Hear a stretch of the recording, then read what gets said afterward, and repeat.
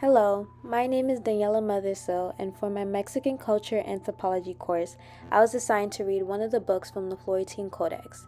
The Omen and Superstition Book 5 is the title of the Codex book I decided to read.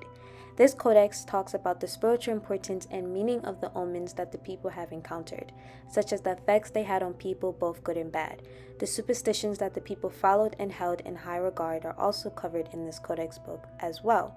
Lastly, this codex provided ample detail of the various omens and superstitions that the people held, as I will elaborate further in my video. From the Florentine Codex, it is a collection of several books combined into one that discusses the beliefs, custom, and practices of the Mexica people. Book 5, the Omen and Superstitions, were broken into two halves. The first half discusses a series of different omens that the natives were faced with. Most of the time, the natives negatively viewed these omens. They also feared that these omens would bring great harm to either themselves, loved ones, or even their future prosperities. The second half of the book discusses the superstitions that the natives followed.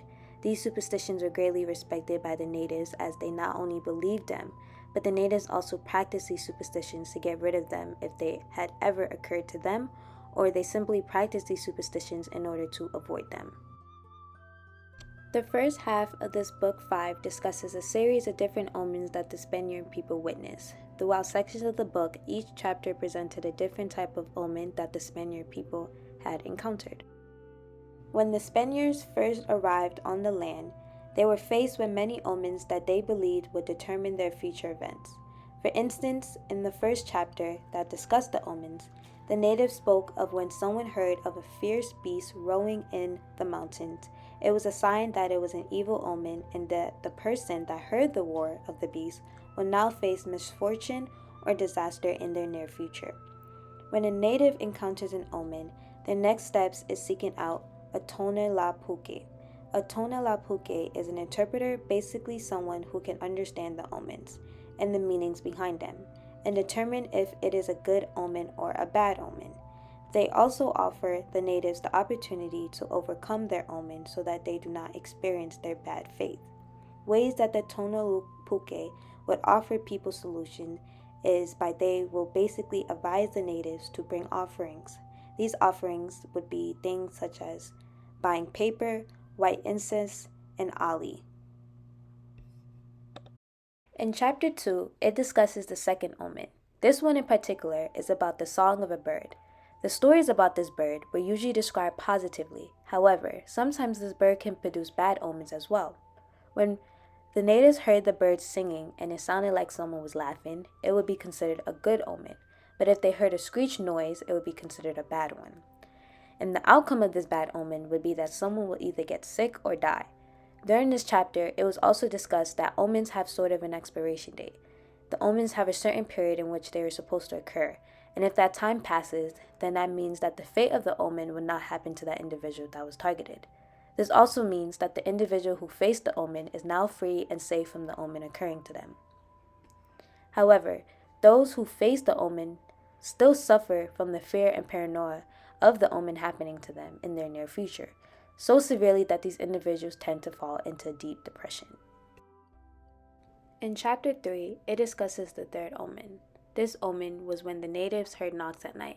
It began sounding like someone was cutting wood. This was greatly considered to be a bad omen. This omen was called the night axe. The knockings at night were used to trick the individuals who wandered at night and did not stay indoors. This omen was greatly used to fear the natives as it scared the natives to stay indoors at night to avoid hearing the sounds. The last omen that I would like to discuss for this first half of Book 5 is the fourth omen from Chapter 4. This omen was called the Song of the Owl. When the natives heard the owl singing, they considered it to be a bad omen.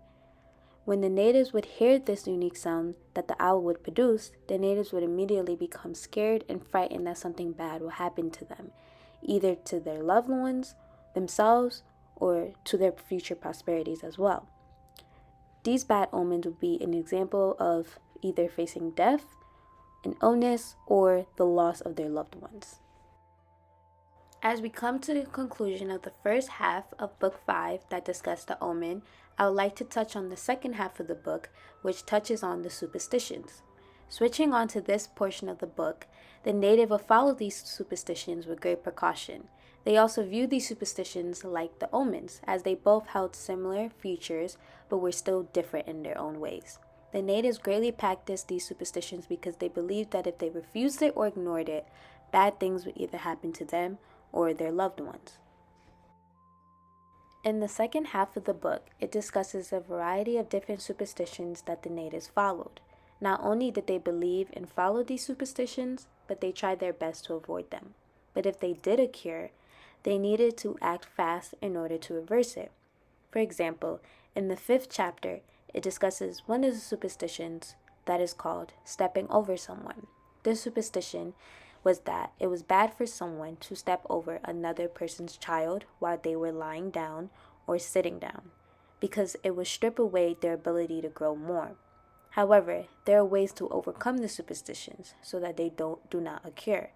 For instance, in this case, it was told that the person who stepped over the child had to do it again, but from the opposite direction. As I stated before, the natives truly believed in these superstitions. They practiced these customs and respected it as well. These superstitions began to even be used to discipline the natives' kids.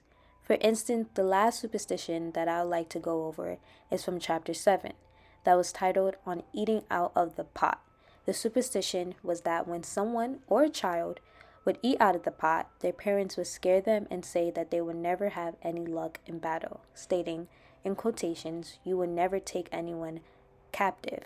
Furthermore, these superstitions were a variety of things to the natives, such as something they feared, something they respected, and even something they utilized. But these superstitions were a part of their customs, and they also practiced these superstitions. It was greatly emphasized after reading this book that both the omens and superstitions that the native faced and encountered were a part of their culture. Last but not least, the importance of the Florentine Codex and why. The Florentine Codex is a great representation of the ancient history of the Mexican culture and the Mexica people. It discusses and showcases their culture as well as the different aspects of their culture that may seem odd and out of place for others who are not a part of it. But for the Mexica people, they respected these practices and its customs as it was their way of living and it was even a part of them. That being said, I want to thank you for tuning in and listening to my discussion on the 5th book based on the omens and superstition.